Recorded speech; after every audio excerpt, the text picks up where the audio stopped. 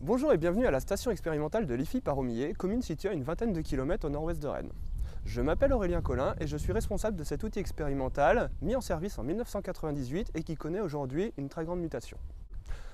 En effet, nous sommes actuellement en train de terminer un chantier de construction-rénovation démarré en août 2019 qui va permettre de doter notre station d'un nouveau bâtiment post-sevrage, d'un nouveau sas, de nouvelles capacités de stockage, de nouveaux équipements nécessaires à la conduite d'une station expérimentale, mais pour le sujet qui nous intéresse également, de nouvelles maternités.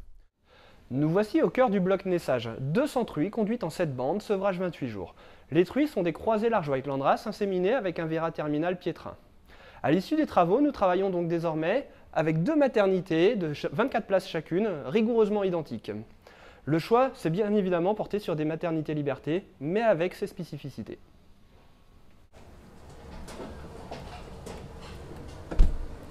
Je vais maintenant pouvoir vous présenter en détail ces nouvelles maternités.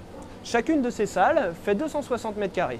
L'entrée d'air se fait en pignon à travers un cooling, puis à travers un plafond diffuseur.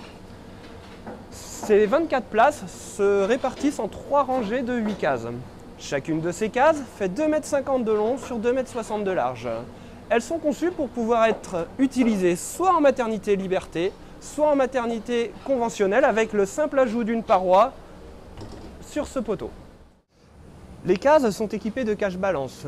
Une attention particulière a été portée au niveau fini du sol. Celui-ci doit être au même niveau en configuration liberté, c'est-à-dire que le caillebotis porcelet et le caillebotis truie doivent offrir un maximum de confort lorsque la truie se couche.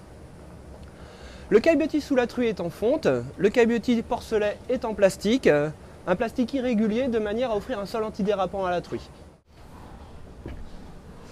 Après libération de la truie, celle-ci dispose d'une aire de vie rectangulaire de 4,4 m². Cette aire de vie rectangulaire, elle est permise grâce à l'articulation de ce bas-flanc.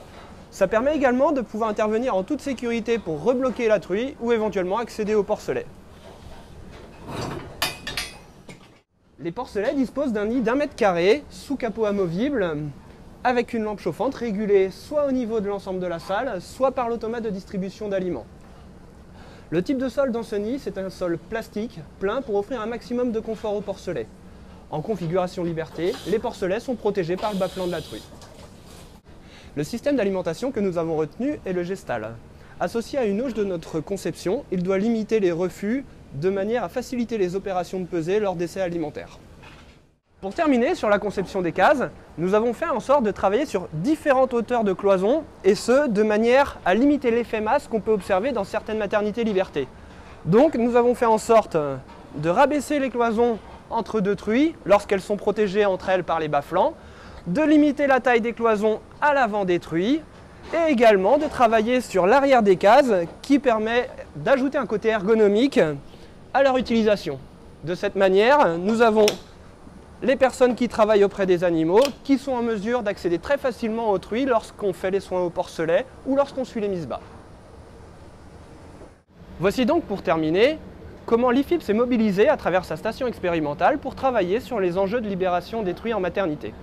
La maternité dans laquelle je me trouve a été mise en fonctionnement le 5 novembre. Nous sommes donc désormais prêts à accueillir de nouveaux essais, à travailler sur des recueils de références, sur des nouvelles façons de faire dans ce contexte de libération des truies, sans oublier le fait de pouvoir continuer à travailler sur des cases conventionnelles.